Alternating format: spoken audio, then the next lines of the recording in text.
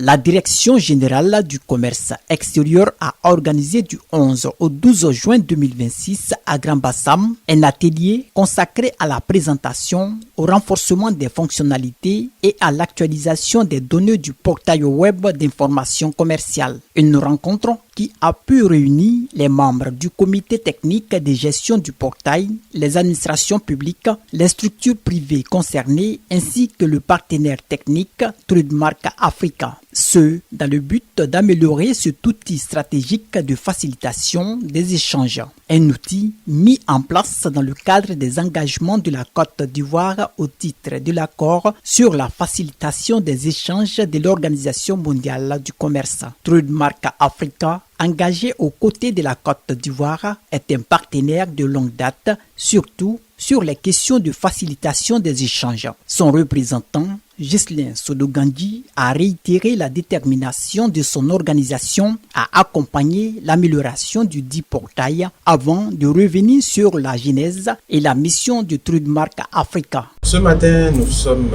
réunis pour une question très intéressante qui est le sujet du portail web d'information commerciale, ou en abrégé PIWIC. Comme vous le savez, Trademark Africa s'investit auprès des États et des communautés économiques sur toutes les questions de facilitation du commerce et de l'amélioration du commerce intra-africain. Et un portail d'information web commerciale est un outil essentiel pour tous ceux qui commercent à l'intérieur ou à l'extérieur en direction d'un pays. Et donc nous sommes aux côtés de la Côte d'Ivoire et plus particulièrement aux côtés du ministère du Commerce et de la Direction du Commerce pour améliorer cet outil qui fonctionne déjà et qui a fait ses preuves. Alors, comme je le disais à l'entame, Trademark Africa est une agence qui a été créée en 2010, qui couvre aujourd'hui 22 pays de l'Afrique. Et nous intervenons auprès des États, auprès des communautés économiques, dans toutes les questions de facilitation du commerce.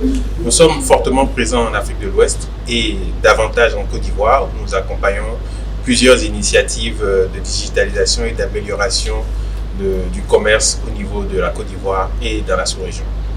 Ce portail est aujourd'hui un maillon essentiel de la chaîne commerciale capable de centraliser les informations relatives aux procédures d'importation, d'exportation et de transit. Représentant le directeur général du commerce extérieur, Drissa Ouattara, conseiller technique, a, au cours de son allocution, souligné l'importance de la dite plateforme dans un environnement commercial de plus en plus concurrentiel. Plus loin, le sous-directeur de la facilitation des échanges et de la balance commerciale à la Direction générale du commerce extérieur a précisé que ce projet découle des engagements pris par la Côte d'Ivoire en 2015 et vise à offrir aux opérateurs un accès simplifié à toutes les informations utiles au commerce extérieur. Le projet qui nous réunit aujourd'hui, ce projet est né depuis 2015, avec la signature de l'accord sur la facilitation des échanges de l'OMC,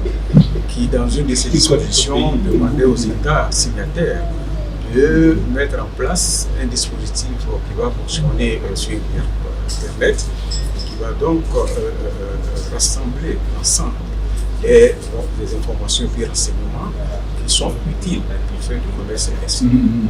Et comme je le disais tantôt, c'est depuis 2015 que nous sommes donc lancés dans ce projet. Nous avons eu plusieurs activités. Et aujourd'hui, nous sommes à une version que nous avons désiré de présenter et aussi envisager qu'est-ce qu'il y a lieu de faire pour effectivement renforcer ce dispositif. On sait que le secteur des titres évolue, donc il faudrait que l'instrument qui est basé sur les technologies aussi sur cette évolution.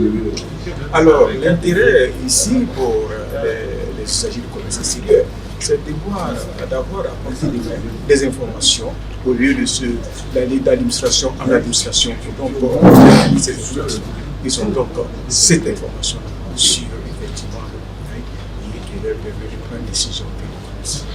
48 heures d'échange ont permis aux participants d'examiner les nouvelles fonctionnalités du portail web d'information commerciale, identifier les améliorations à apporter et analyser les propositions d'appui de Trademark Africa. Du coup, une feuille de route consensuelle visant à renforcer davantage cet outil numérique au service de la compétitivité et de la transparence du commerce extérieur ivoirien était déjà en perspective.